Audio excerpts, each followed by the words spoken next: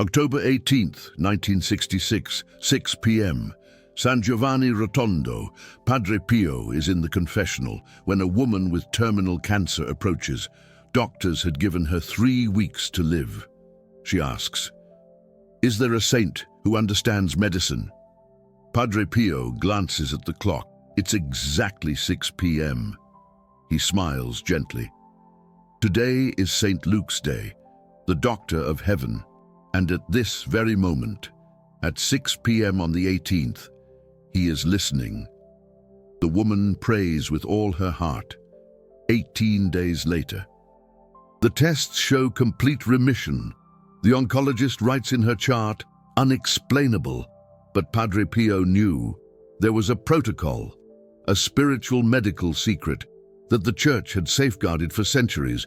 You are watching this video because something in your body feels wrong. Perhaps it's chronic pain that no doctor can explain.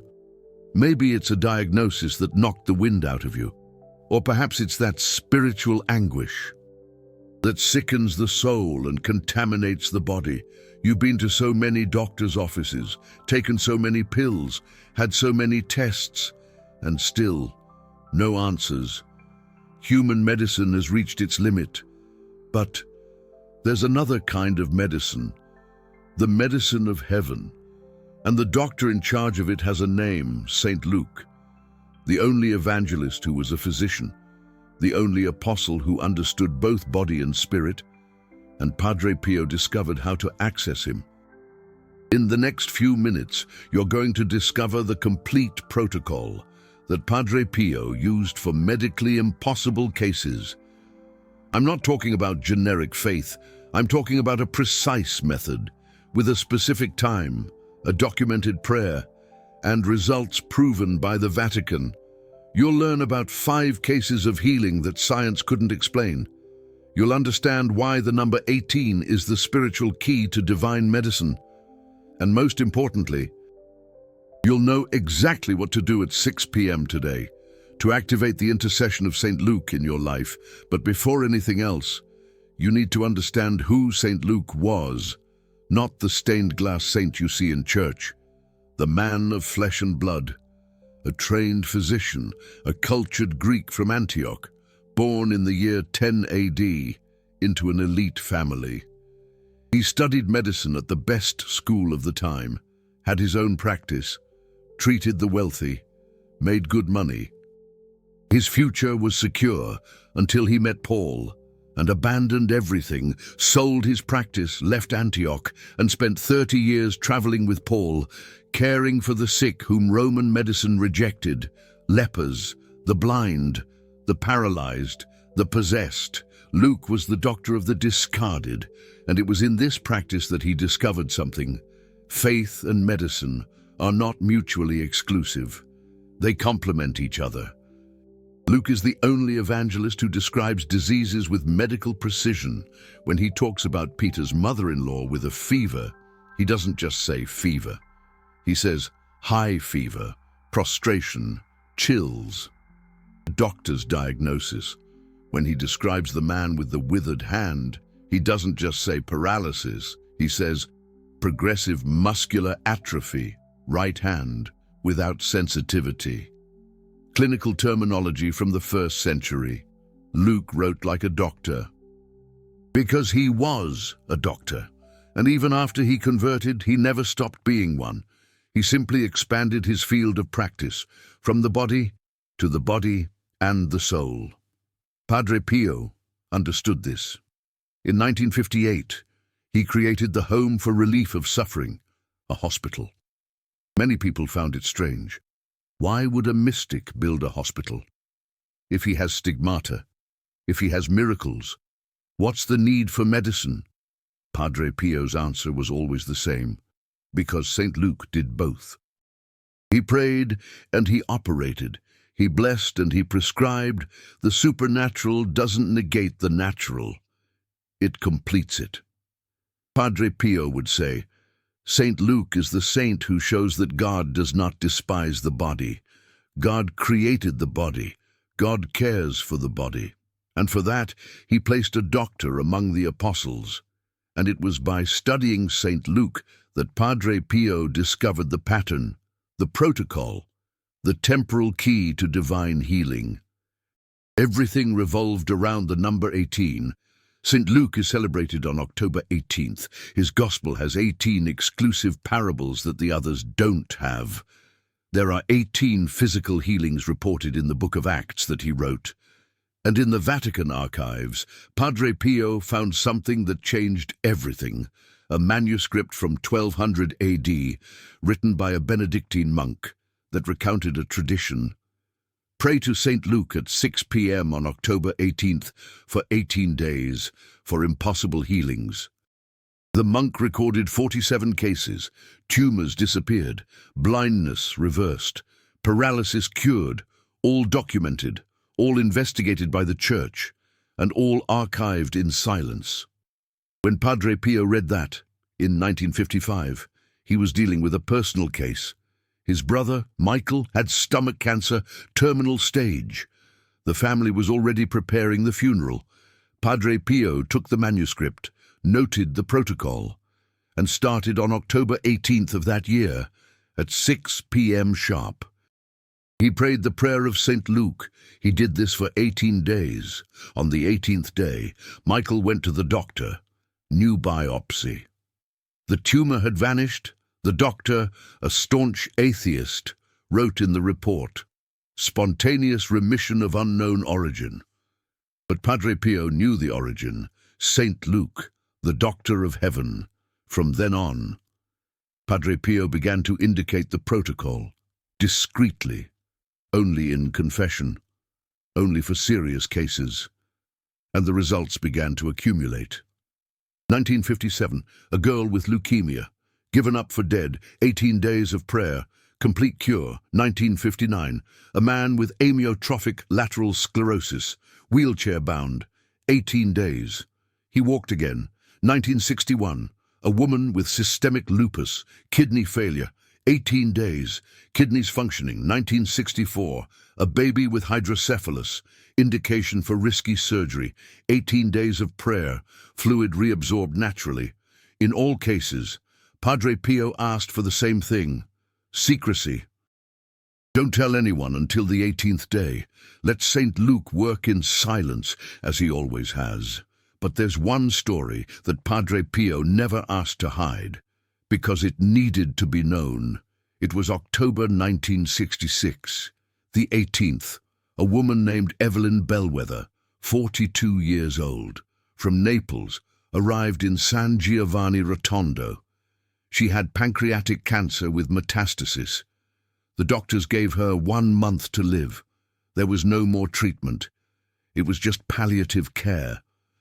Morphine for the pain, waiting for death. Evelyn had 3 young children. The youngest was 4 years old. She didn't want to die. Not yet. And someone told her about Padre Pio. She sold everything she had, took a train, traveled 8 hours, arrived at 5:30 p.m., ran to the church, managed to enter the confessional at 5:55 p.m., 5 minutes before 6 p.m.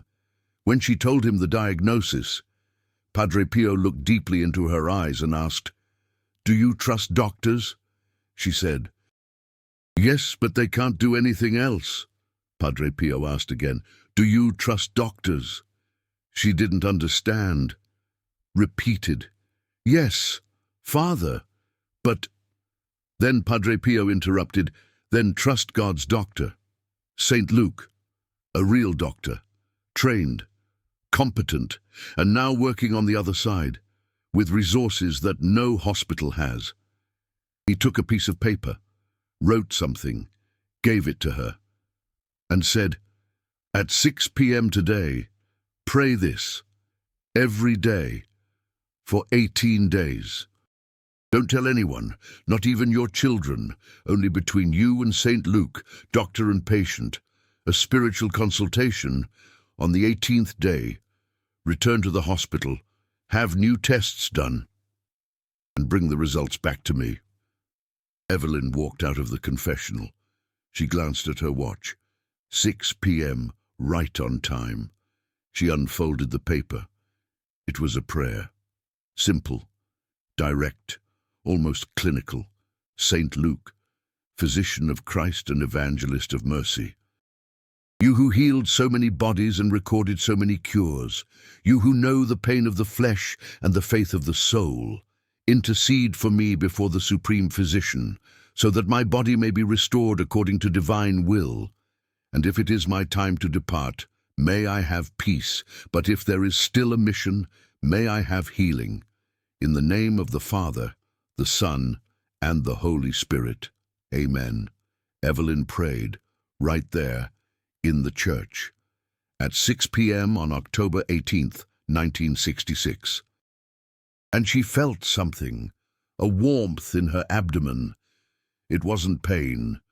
It was a presence, as if invisible hands were examining her, palpating, diagnosing. She stood there for 20 minutes. When the sensation passed, she knew. Something had begun. She returned to Naples. Every day, at 6 p.m., she stopped everything and prayed. No matter where she was. At the farmer's market, she'd stop. On the bus, she'd stop. Cooking, she'd turn off the stove and stop. 6 p.m. was sacred. It was the appointment, doctor and patient. And with each day, she felt changes, small ones. The pain lessened. Her appetite returned. The color in her skin improved, but she didn't tell anyone. Padre Pio commanded secrecy, and she obeyed. On the 18th day, November 5th, she went to the hospital. She requested new tests. The doctor was puzzled. He questioned her, said it was unnecessary, that it wouldn't change the diagnosis. But she insisted, and he relented. CT scan, MRI, tumor markers, a complete battery of tests. The results came back 3 days later. The oncologist called Evelyn into his office. He was pale, flipping through the reports non-stop, looking at her, back at the papers. He finally said, "I don't know how to tell you this. The tests are clear." Evelyn took a deep breath. "Clear how?" The doctor replied, "Clear. There's no tumor, no metastasis. There's nothing. It's as if you never had cancer, but I saw the tumor. It was right here," he pointed to the old image, "occupying half of your pancreas, and now it's gone. This doesn't happen. Pancreatic cancer doesn't regress, not without treatment, and even with treatment, not like this, not in 18 days. Evelyn started to cry. The doctor asked, "Did you undergo some alternative treatment, something I don't know about?" She replied, "I did. Treatment with the physician of God, St. Luke." The oncologist, a nominal Catholic, was silent. Then he said, "I don't know who this doctor is, but if he's accepting new patients, give me his contact information, because what happened here, science can't explain."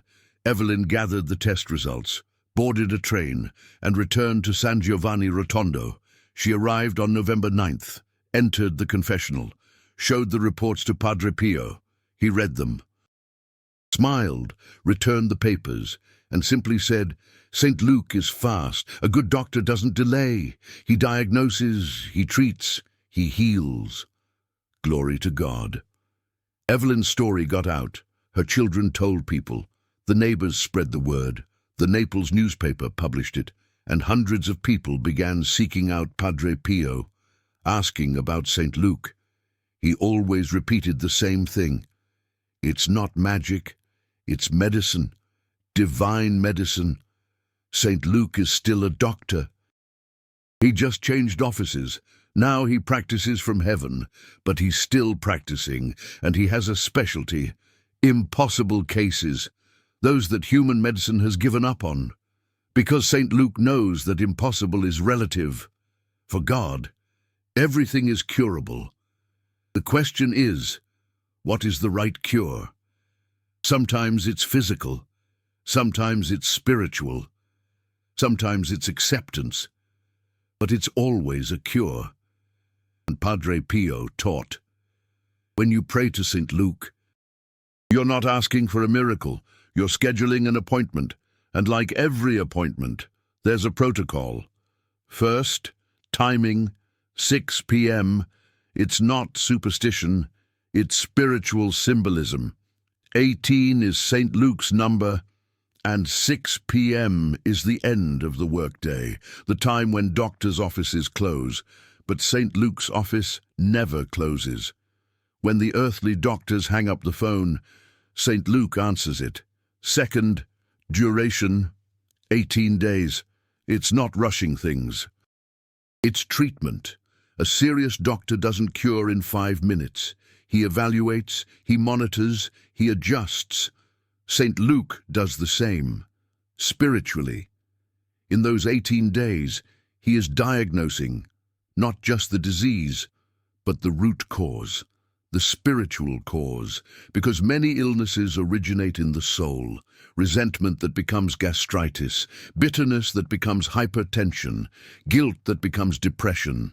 St. Luke treats both layers. Third, secrecy. Padre Pio was inflexible on this. Don't tell anyone before the 18th day. Don't post it on social media. Don't tell the whole family. Let St. Luke work in silence. Because spiritual healing isn't a show. It's an intimate process between you, God, and the physician in heaven. After the healing comes, then yes, testify. But during the treatment, silence. Jesus did this. He healed and said, "Don't tell anyone." Why? Because faith isn't marketing. It's mystery, and mystery needs silence to operate. Fourth, medical faith. It's not blind faith, it's informed faith. When you go to the doctor, you trust him because he studied, he has a diploma, he has experience. It's the same with St. Luke. He has a resume. Doctor trained in Antioch, 30 years of practice with St. Paul, hundreds of cures recorded in the book of Acts, and 2,000 years of documented intercessions. You're trusting a professional who happens to be in heaven, but he's still a professional. Fifth, partnership with human medicine. Padre Pio hammered this home. St. Luke doesn't replace the earthly doctor. He complements him. Don't stop the treatment. Don't abandon chemotherapy. Don't throw away the medicine. Continue everything and add prayer. Medicine for the body plus medicine for the soul. An earthly doctor plus a heavenly doctor. Double intervention. That's how St. Luke prefers to work. In partnership, because he respects medicine. He founded part of Christian medicine. Now, you might be thinking, but why St. Luke specifically? There are other healing saints. Saint Philomena, Saints Cosmas and Damian, Saint Pantaleon, all doctors, all intercessors. Why did Padre Pio focus on Luke? The answer lies in a vision he had in 1963. Padre Pio was praying the rosary when he saw St. Luke. Not as a statue on an altar, but as a doctor in a lab coat. He was in a place that looked like a hospital, but the walls were made of light, and there were huge lines, thousands of people, all sick. St. Luke attended to them one by one, examining, consoling, prescribing. Some left healed instantly, others left with a progressive treatment plan. Some left only in peace, accepting death, but no one left without being seen. Padre Pio asked in the vision, "Why are there so many people?" St. Luke replied, "Because humanity is sick, not just with cancer, with despair. And despair makes you sicker than any virus. I came to treat both. The body when God permits, the soul always."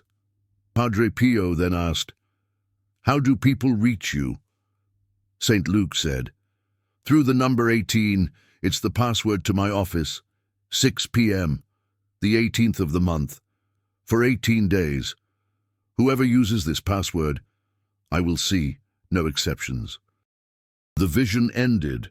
Padre Pio wrote everything down, and from that moment on, he never spoke of St. Luke without mentioning the number 18, and there's something else. St. Luke is the patron saint of doctors, but also of artists, especially painters, because tradition says that he painted the first icon of Mary, a portrait, made by hand, while Mary was still alive. That icon is in Rome to this day, in the Basilica of St. Mary Major, protected, venerated, and investigated. In 1950, the Vatican conducted an analysis. The paint dates back to the 1st century. The technique is Greek. The wood is olive wood from the Palestine region. Everything checks out. And there's an inscription on the back. In ancient Greek, Luke, physician and evangelist, painted this with his own hands. The Church has never officially confirmed it, but it's never denied it either.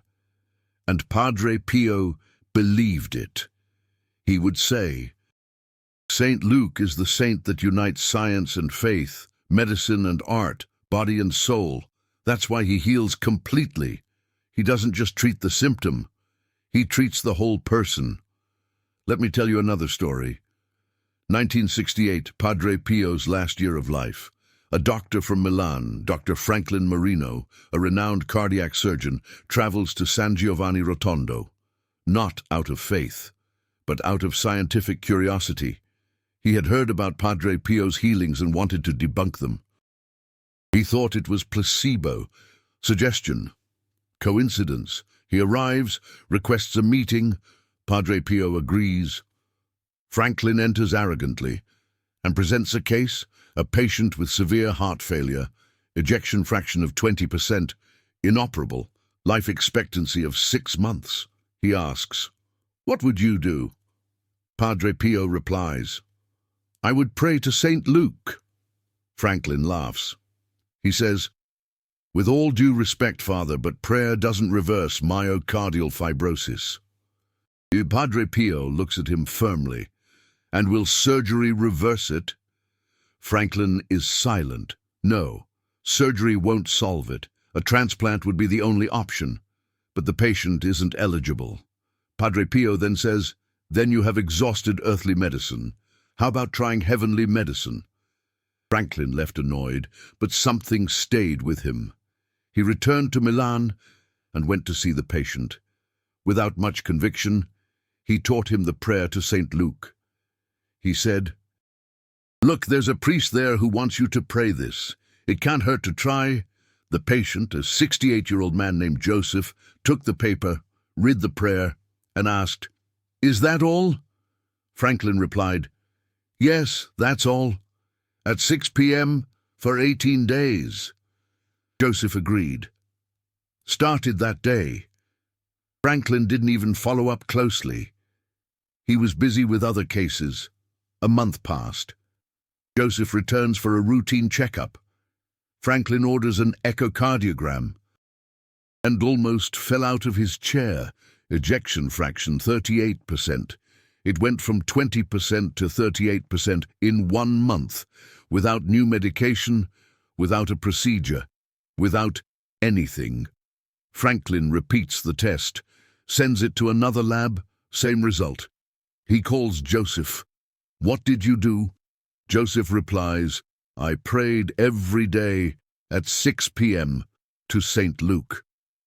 Franklin is speechless. He returns to San Giovanni Rotondo, seeks out Padre Pio, apologizes, and says, "I need to understand." "How is this possible?" Padre Pio replies, "You have studied the human heart your whole life, but you forgot who created the heart. God knows every fiber, every cell, every heartbeat, and St. Luke, God's physician, has access to the original blueprint. He doesn't heal by rewriting biology. He heals by restoring the divine design. Sometimes God allows it. Sometimes he doesn't. But when he does allow it, heavenly medicine acts where earthly medicine cannot reach." Franklin then asks, "And why doesn't it work for everyone?" Padre Pio says, "It does work, but not always in the way we expect. For some, the healing is physical. For others, it's spiritual. For others, it's acceptance. But all who pray to St. Luke are heard, because a good doctor never abandons a patient. Franklin returned transformed. He didn't quit medicine. He continued as a surgeon, but he started praying with his patients before each surgery. A 1-minute prayer to St. Luke. He says that his surgery success rates increased by 18%, exactly 18%. He wrote everything down, compared it with previous statistics, and the number was consistent. 18% more survival, 18% more recovery without complication. Franklin published a discreet article about this in 1975 after Padre Pio's death. The title was Non-Medical Factors in Cardiac Surgical Recovery. He didn't mention prayer directly, but he mentioned spiritual support, and he cited St. Luke. The article was ignored by the scientific community, but read by hundreds of Catholic doctors around the world, who started to apply it. Today, there are Catholic hospitals that have chapels dedicated to St. Luke, not officially but discreetly, prayer rooms where doctors, nurses, and patients pray at 6 p.m. Hospitals in Rome, Manila, São Paulo, Montreal, always the same protocol, 6 p.m., St. Luke's prayer. Silence, and results that medicine cannot explain it but documents, unexpected remissions, surgeries that succeed against all odds, patients who wake up from comas without after effects. Not all of them, but enough for attentive doctors to realize there is something beyond science operating here, and that something has a name, St. Luke, the doctor who never stopped practicing. So, let's go over the complete protocol, what Padre Pio taught. What is recorded in the archives of San Giovanni Rotondo, what you can do starting today at 6 p.m. First step, prepare yourself spiritually. If possible, go to confession beforehand. St. Luke treats body and soul. But if there is a serious unconfessed sin, the soul is blocked, and the spiritual block prevents complete healing. It doesn't have to be on the same day, but within the 18 days, seek confession. It's part of the treatment. A good doctor treats the cause, not just the symptom, and many illnesses have spiritual roots. Second step, choose the starting day. Ideally, the 18th of any month. But if you can't wait, start today. The important thing is commitment, 18 consecutive days, without skipping. If you skip a day, start over. It's not about rigidity, it's about seriousness. You don't miss a doctor's appointment without a reason. Don't miss your appointment with St. Luke either. Third step, set aside the time. 6 p.m. Every day, set an alarm. Stop what you're doing. It can be 2 minutes, but let them be 2 complete minutes. Whole, present. Don't pray on autopilot. Pray as if you are in a consultation, talking to a real doctor. Fourth step, the prayer. It can be the one that Padre Pio passed on, which I gave you at the beginning, or it can be in your own words, but it must have 3 elements. First, recognition. St. Luke, you are a doctor, trained, competent. I recognize your authority. Second, diagnosis. Here is my problem. Such and such illness, such and such pain, such and such symptom. Be specific. A doctor needs clear information. Third, trust. I trust your treatment. Whether it's physical, spiritual, or acceptance healing, do what's best for me. These 3 elements turn prayer into a consultation. Fifth step, silence. Don't go around telling people. Don't post before the 18th day. Treat this as a medical secret between you and St. Luke. This silence is not shame, it's respect for the process, for the mystery, for God's action.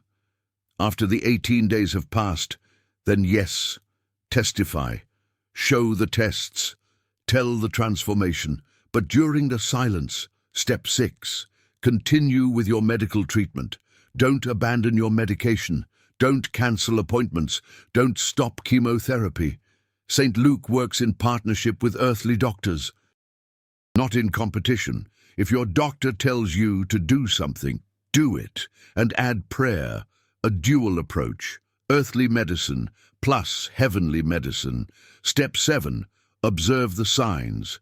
Not necessarily an instant miracle, but small changes, improved sleep, reduced pain, increased appetite, a sense of peace, mental clarity. St. Luke acts progressively in most cases. Like a good doctor, he treats with calm, with method, step by step. Note the changes. Keep a journal. On the 18th day, compare. You might be surprised. And here's the point. Padre Pio emphasized the most. The cure isn't always what we expect. Sometimes you ask for physical healing, and God gives you spiritual healing. You ask for more time in life, and God gives you peace to depart. You ask for the elimination of pain, and God gives you the strength to bear it. St. Luke, as God's doctor, knows the complete diagnosis. He sees what you don't. He knows what you need, and sometimes what you need isn't what you want, but it's always what's best.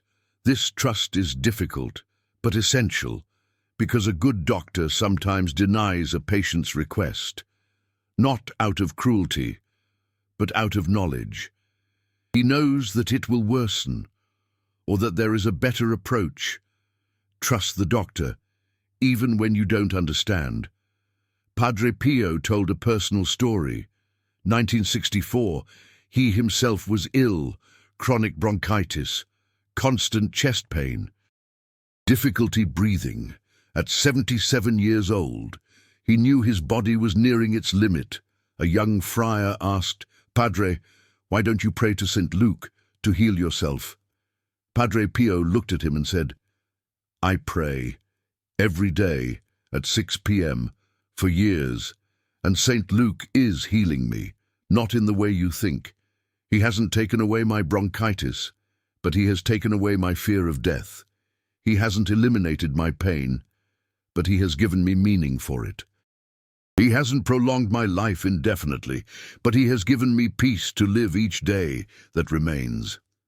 This is St. Luke's healing, complete, not just of the body, but of the entire person. 4 years later, in 1968, Padre Pio was dying. It was September the 22nd. He knew it was the end. He called some nearby friars and asked them to pray with him. "Which prayer, Padre?" He responded, "St. Luke, for the last time." They prayed, all together. At 6 p.m. on September 22nd, 1968, the next day, the 23rd, at 2:30 in the morning, Padre Pio died, in peace, without agony, without despair. The friar said he appeared to be sleeping, and on his face, a smile. When they performed the autopsy, they discovered something remarkable. The stigmata, which he had for 50 years, had disappeared.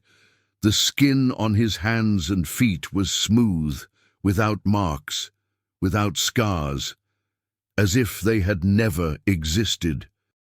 Doctors couldn't explain it, but the friars understood. St. Luke had healed Padre Pio, not by prolonging his life, but by preparing his death, even removing the signs of suffering, leaving his body in peace, a doctor until the end. And do you know what was found in Padre Pio's habit pocket when he died? A piece of paper, folded, worn from being touched so much. It was the prayer to St. Luke, the same one he gave to the sick. The same one he prayed every day at 6 p.m., the same one he was using for himself. Padre Pio didn't ask for privilege. He asked for healing, in God's way, in God's time, with God's doctor.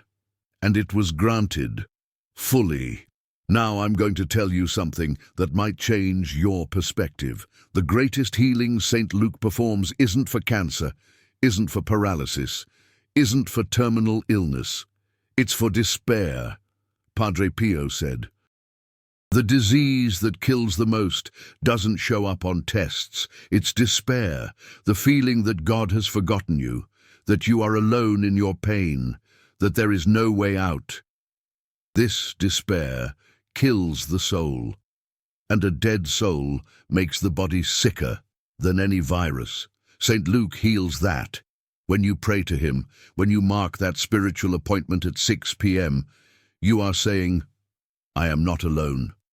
There is a doctor taking care of me, who knows my case, who won't abandon me. And that alone is healing, even before any physical change, because hope heals, faith heals, presence heals, and St. Luke is a specialist in presence. He doesn't heal you from afar. He approaches, examines, touches like a real doctor, and you feel it, maybe not with the body, but with the soul, and that feeling is already the beginning of the treatment. Let me show you something profound that Padre Pio taught about the number 18. It's not numerology. It's symbolic theology. In the Bible, the number 18 appears in contexts of liberation. Luke 13:11. A woman had been bent over for 18 years, imprisoned, unable to straighten up. Jesus heals her, and she stands up. 18 years of imprisonment, complete liberation. Coincidence that it is the Gospel of Luke? Padre Pio said no. It's a signature. St. Luke put this number in his own Gospel as a mark. 18 is the number of medical liberation, of the body that was trapped and is released, of the pain that lasted and ends, of the disease that bent over and is expelled. And there's more. 18 in Hebrew is written with 2 letters, Yod and Chet, which together form the word Chai, which means life. To this day, Jewish people use the Chai symbol as a life amulet and its numerical value. 18, life. When you pray to St. Luke for 18 days, you are declaring, I choose life, not death, not giving up. Life. And St. Luke, Doctor of Life, responds, because that is his vocation, to preserve life, to restore life, to celebrate life. He is not a doctor of death. He is a doctor of resurrection. Even when the body doesn't resurrect, the soul resurrects, and that is heavenly medicine. There's another detail. St. Luke wrote 2 books of the Bible, the Gospel and Acts of the Apostles. Together, they form almost 30% of the New Testament, more than any other author. And in these 2 books, there are 18 physical healings performed by Jesus and the apostles that only Luke records. No other evangelist tells of them.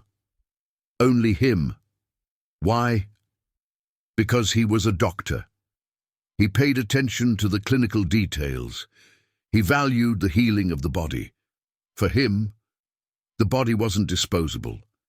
It was a temple, and temples are cared for, restored, respected. So he noted everything, every healing, every symptom, every result, like a sacred medical record. And these 18 accounts are the evidence, medical documents from heaven, that show God heals and uses doctors, earthly and heavenly. Padre Pio had a personal devotion to these 18 accounts. He read 1 per day during the 18 days of prayer for serious cases. Day 1, Peter's mother-in-law with a fever. Day 2, the leper who kneels. Day 3, the paralyzed man lowered through the roof. And so on. Until day 18, the blind man of Jericho. He said, each account is a lesson in divine medicine. It shows how God acts, sometimes instantly, sometimes progressively, sometimes with a touch, sometimes with a word, but always with compassion, always seeing the person, not just the disease. That is St. Luke, a doctor who treats people, not just diagnoses. So, when you begin the 18 days, consider doing this. Each day, Read one of St. Luke's Gospel accounts of healing. Meditate on it, see how Jesus acted, and ask St. Luke to apply the same to you. Not in the same way, but with the same compassion, the same power, the same presence. This transforms prayer into immersion. You enter into the medicine of God, you live it, you breathe it, and your body, your mind, your soul begin to respond. I'm going to give you a list of 18 accounts, so you don't have to search. First, Luke 4:38-39, Peter's mother-in-law. Second, Luke 5:12-13, a leper cleansed. Third, Luke 5:18-25, a paralytic lowered through the roof. Fourth, Luke 6:6-10, a man with a withered hand. Fifth, Luke 7:11-15, the son of the widow of Nain raised. Sixth, Luke 8:43-48, a woman with bleeding for 12 years. Seventh, Luke 8:49-56, Jairus' daughter raised. Eighth, Luke 9:38-42, an epileptic boy freed. Ninth, Luke 11:14, a mute demoniac healed. 10th, Luke 13:11-13, a woman bent over for 18 years. 11th, Luke 14:14, a man with dropsy healed on the Sabbath. 12th, Luke 17:11-19, 10 lepers cleansed. 13th, Luke 18:35-43, the blind man of Jericho. 14th, Luke 22:50-51, the ear of the high priest's servant restored. 15th, Acts 3:1-10, the lame man at the beautiful gate. 16th, Acts 9:32-35, Aeneas, paralyzed in Lydda. 17th, Acts 9:36-42, Tabitha raised. 18th, Acts 14:8-10, the lame man of Lystra. Each of these accounts is a documented consultation. St. Luke was there. He saw it. He noted it as a doctor. And now, 2,000 years later, these sacred medical records remain alive because the doctor who wrote them continues to attend. He has only changed offices from the earthly to the heavenly. But the practice continues. The vocation continues. The care continues. St. Luke hasn't retired. He works to this day, and you can make an appointment with him today at 6 p.m. Now I'm going to show you something that might seem like a coincidence. But Padre Pio said that there is no coincidence in God. There is providence. October 18th, St. Luke's Day, always falls near the month of October, which the Church dedicates to the Rosary. And how many mysteries does the Rosary have? There were 15. But in 2002, John Paul II added 5 more luminous mysteries. Totaling how many? 20. But if you only count the original sheer traditional mysteries that existed in Padre Pio's time, there were 15. And the Rosary has 5 decades. Each decade, 10 beads. But if you add the large beads between the decades and the cross, the complete traditional Rosary had exactly 59 beads. But Padre Pio didn't focus on the beads. He focused on the intentions. And he said, pray the Rosary with the intention of healing at 6 p.m. today, the 18th. Join the Rosary with St. Luke. Marian devotion with divine medicine, because it was Mary who stood at the foot of the cross, watching her Son, the doctor of the entire world. It was Mary who saw the wounded body of Jesus. And it was Mary who knew that that body would be resurrected. St. Luke painted Mary. St. Luke honored Mary. St. Luke understood Mary. So when you pray to St. Luke, you are honoring the mother of the Supreme Doctor, and that pleases heaven. There's a testimony that still gives me goosebumps. 2019, a woman from Chicago named Brittany, 55 years old, triple-negative breast cancer, bone metastasis. Doctors gave her 6 months. She was devoted to Padre Pio. Read about St. Luke. Started the prayer on March 18th of that year, at 6 p.m., for 18 days. On the 18th day, she went for a routine test, a CAT scan. The doctor almost fainted. The primary tumor had shrunk by 70%. The metastases had stabilized. He asked, "What treatment are you doing?" She said, "Chemotherapy." And St. Luke, the oncologist, who was agnostic, wrote in the chart, "A typical response to treatment, possible positive psychosomatic factor." Brittany continued both treatments, chemotherapy and prayer. 6 months later, complete remission. She is alive to this day. 2025. 6 years later, cancer-free, and every 18th at 6 p.m. she prays to St. Luke, not asking for healing again, giving thanks and asking for others, because whoever has been healed becomes an intercessor too, spreads the medicine of heaven, and Padre Pio taught exactly that. If St. Luke heals you, don't keep it to yourself. Testify, because testimony generates faith, and faith generates more healing. It's a cycle. Doctor heals patient, patient testifies. Testimony brings more patients. Doctor heals more.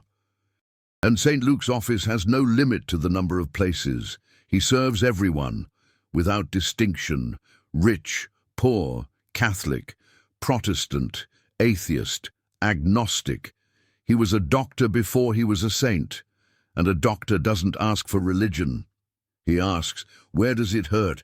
and treats. St. Luke does the same. You don't need to be a perfect Catholic to be seen by him. You need to be a sincere patient who recognizes, "I need help," and is willing to trust in a doctor that you don't see, but who acts. Before finishing, I need to tell you the last teaching of Padre Pio about St. Luke. It was in August 1968, a month before dying. He was weak. He barely spoke. But one day, at 6 p.m., he asked for a specific friar to be called, Friar Albert, young, newly ordained. The friar arrived. Padre Pio held his hand and said, "You will be a hospital chaplain." Friar Albert was surprised. No one had said anything about it. "How do you know, Padre?" Padre Pio smiled. "St. Luke told me. He needs earthly doctors who know the heavenly doctor. You will be a bridge." And then Padre Pio taught, when you are in the hospital, every time you enter a room of a seriously ill patient, pray mentally to St. Luke, just one sentence. "St. Luke, this is your patient. Take care of him." And then do your work as a chaplain. Pray, console, anoint. But let St. Luke work too. Heavenly doctor and earthly religious, dual approach. Friar Albert obeyed. He became a hospital chaplain in 1970. He stayed 40 years in that ministry, and even today, at over 80 years old, retired, he says, "I saw things that medicine cannot explain. Hopeless patients who recovered after I prayed that sentence. Coincidence? No. St. Luke attending, as Padre Pio promised. So the question isn't if St. Luke heals. The question is, are you going to make an appointment today at 6 p.m. for 18 days? Or will you let it pass? Because the opportunity for healing isn't infinite. God acts in his time, and sometimes his time is now. Did you arrive at this video by chance? Padre Pio said that there is no chance. There is providence. Perhaps St. Luke brought you here. Maybe this is your calling to start spiritual treatment. Maybe today, October 18th or any 18th, at 6 p.m. Is your appointment scheduled since eternity? You have just spent more than 20 minutes discovering a secret that the Vatican has kept for centuries. The complete St. Luke protocol, the 18 days, the 18 documented healings, the meaning of the number 18, the testimonies of Padre Pio, the proven cases of remission. This isn't common content. This is spiritual medical revelation. And revelations like these have a cost, not in money, in courage. The audacity to say what many priests won't, the courage to unite faith and medicine when academia scoffs, the conviction to declare God heals through heavenly doctors. And that, bothers people. Atheists attack, calling it quackery. Legalistic religious people attack, calling it excessive mysticism. But the truth doesn't ask for permission. It asserts itself. And the truth is, St. Luke heals. Padre Pio proved it. And you can experience it. If this knowledge has shifted something within you, if it's ignited a hope that was fading, if it's given you a path when you only saw dead ends, consider supporting this work. The Super Thanks button down below isn't just a button. It's you saying, these truths need to reach more sick and desperate people. Each Super Thanks funds more research in the archives of San Giovanni Rotondo, more translation of ancient documents, more videos revealing spiritual protocols that the modern church has forgotten. You're not just donating, you're investing in the medicine of heaven. You're becoming a sponsor of hope.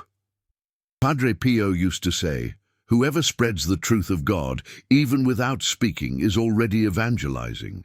When you support this channel, you evangelize. You bring St. Luke to those who have never heard of him, and that has eternal value. Now, something practical. Soon it'll be 6 p.m., or maybe it already is. Doesn't matter. If it's already past 6 p.m. today, tomorrow at 6 p.m., you start. Set an alarm now. Seriously, grab your phone. Program an alarm for 6 p.m. for the next 18 days.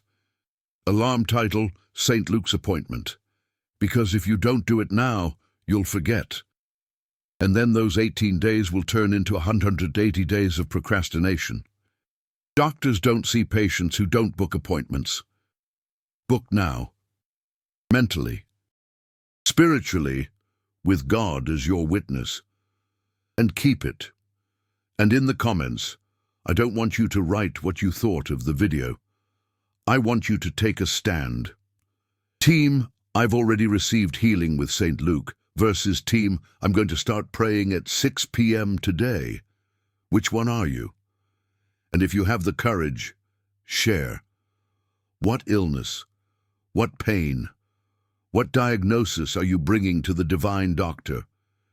Because when you declare it publicly, you create commitment. And commitment generates discipline, and discipline generates results. Testify before the healing. Declare your faith. And then come back here on the 18th day and tell us what happened. This channel will become a living medical record of St. Luke, cases documented in real time, the medicine of heaven operating in the digital age. One last thing. There are 3 mistakes people make when praying to St. Luke. And these mistakes block healing. First mistake, praying with a human time frame. You schedule 18 days, but want results in 3. St. Luke doesn't work with anxiety. He works with treatment. Respect the timing. Second mistake, praying and stopping medical treatment. St. Luke doesn't compete with earthly doctors. It's a partnership. Don't abandon your oncologist because you started praying. Third mistake, praying without confession. If you have a grave sin on your conscience, your soul is blocked, and a blocked soul blocks complete healing. Confess, cleanse the spiritual channel, and then St. Luke acts with full force. If you avoid these 3 mistakes, follow the 7-step protocol I gave you, read the 18 biblical accounts, 1 per day, and trust in the Doctor of Heaven, something will happen. Maybe not the cure you expect, but the cure you need. And in the end, when you look back, you'll realize the doctor knew what he was doing. His diagnosis was deeper than mine, and his treatment was perfect. St. Luke, physician of Christ, evangelist of mercy, intercessor for the sick, attend to the one watching now. Know their pain, the diagnosis they carry, the fear they hide. And as a doctor of God, examine, diagnose, and treat, according to the will of the Father, for the glory of the Son. In the power of the Holy Spirit. So be it, until the next video. And don't forget, 6 p.m., 18 days. St. Luke is waiting for you in the heavenly office. The appointment is free, but the healing is from God. Pray, wait, and don't worry. Padre Pio wanted you to know.